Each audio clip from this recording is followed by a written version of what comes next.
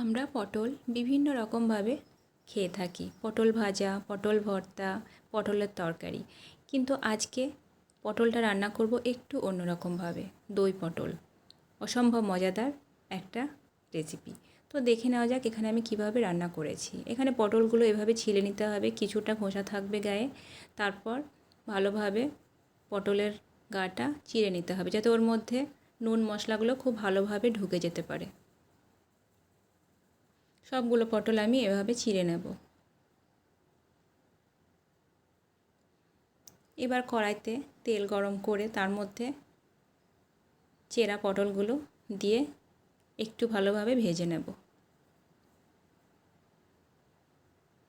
এখানে অবশ্যই আপনারা দেশি পটল ব্যবহার করার চেষ্টা করবেন।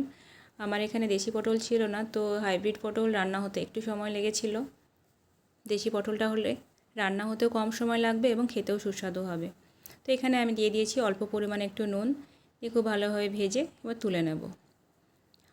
অন্য একটি পাত্রে 100 গ্রাম মতো টক দই, লঙ্কা গুঁড়ো, জিরে গুঁড়ো, হলুদ গুঁড়ো, অল্প একটু কাশ্মীরি লঙ্কা পাউডার, নুন আর মিষ্টি মানে চিনি দিয়ে খুব ভালোভাবে মশলাটাকে ফেটিয়ে রেডি করে নেব।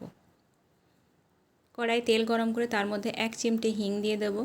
তারপর দিয়ে দেব সাদা জিরে। এবার দিয়ে দেব পেঁয়াজ আর কাঁচা লঙ্কা। পেঁয়াজ কাঁচা লঙ্কা ভাজা হয়ে গেলে ওর মধ্যে দিয়ে দেবো অল্প পরিমাণ আদা রসুন বাটা। এখানে তেলটা ছিটকা ছিল বলে আমি ঢাকা দিয়ে দিয়েছিলাম। এবার ওর মধ্যে দিয়ে দেব আগে থেকে রেডি করে রাখা দইয়ের মিশ্রণটা। এই মশলাটা ভালোভাবে কষিয়ে নিতে হবে আঁচ কমিয়ে দিয়ে। মশলাটা খুব ভালোভাবে কষিয়ে নেওয়া হয়ে গেছে। এবার আমি ওর মধ্যে আগে থেকে ভেজে রাখা পটলগুলো দিয়ে দেব। এটা কিন্তু খুব ভালোভাবে মিডিয়াম হিটে কষিয়ে কষিয়ে রান্না করতে হবে। বাটি ধোয়া পানি দিয়ে দিলাম।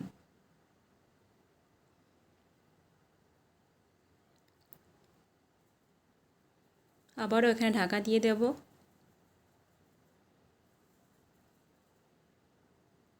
এখানে রান্নাটা আমার প্রায় অলমোস্ট হয়ে এসেছে। মশলাটা থেকে সুন্দর তেল ছেড়ে এসেছে, দেখেই বোঝা যাচ্ছে। এবার আমি দিয়ে দেব পরিমাণ মতো পানি। এটা খুব বেশি ঝোল হবে না, একদম মাখা মাখা ধরনের একটা তরকারি হবে। দিয়ে আবারও ঢাকা দিয়ে দেব। ফুটে উঠলে দিয়ে দেবো ওপর থেকে গরম মশলা পাউডার।